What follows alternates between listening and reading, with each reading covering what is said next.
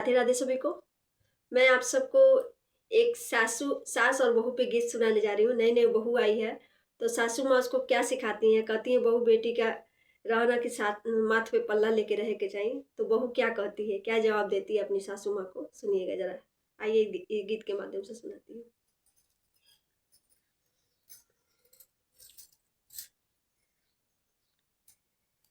कि शादी से पहले दिहनी सबका के दिखाई, कि शादी से पहले दिहनी सबका के दिखाई।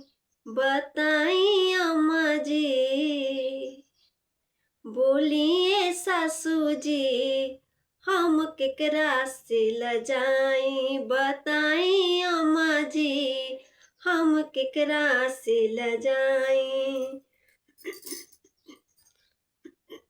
कि शादी से पहले दिहनी सबका के देखाई। शादी से पहले दिहनी सबका के देखाई। बताई अम्मा जी, बताई अम्मा जी, हम केकरा से लजाई। बताई अम्मा जी, हम केकरा से लजाई। बताई अम्मा जी, हम केकरा से लजाई। हमरा के देखे खातिर गईने भसुर दूनो, तीनों राउर बेटी छोटका बेटा रुन झुनु। हमरा के देखे खातिर गईने भसुर दूनो, तीनों राउर बेटी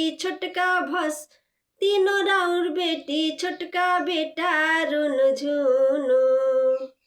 ससुर के हाथे उहाँ खैनी जब मिठाई।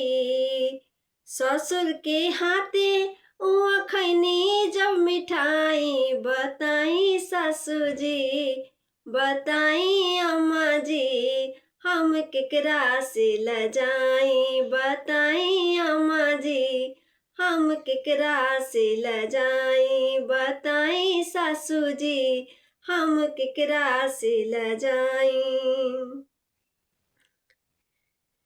सैया जी के मामा मौसा छूटल नाही कोई, साड़ू बन के गईले राउर तीनों बहनोई। सैया जी के मामा मौसल छूटल नाही कोई, साड़ू बन के गईले राउर तीनों बहनोई।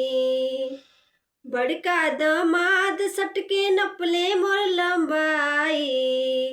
बड़का दामाद सटके नपले मोर लंबाई। बता दी सासू जी, बताई अम्मा जी, हम केकरा से लजाई। बोलिए सासू जी, हम केकरा से लजाई। बताई सासू जी, हम केकरा से लजाई। शादी से पहले दिहनी सबका के दिखाई। शादी से पहले दिहनी सबका के दिखाई। बताई सासू जी, बताई अम्मा जी, हम केकरा से लजाई। बोलिए सासू जी, हम केकरा से लजाई। बोलिए सासू जी, हम केकरा से लजाई। बताई सासू जी, हम केकरा से लजाई। पसंद आए तो लाइक सब्सक्राइब एंड शेयर जरूर करिएगा और कमेंट करके बताइएगा कि मेरा गीत कैसा लगा आप सबको।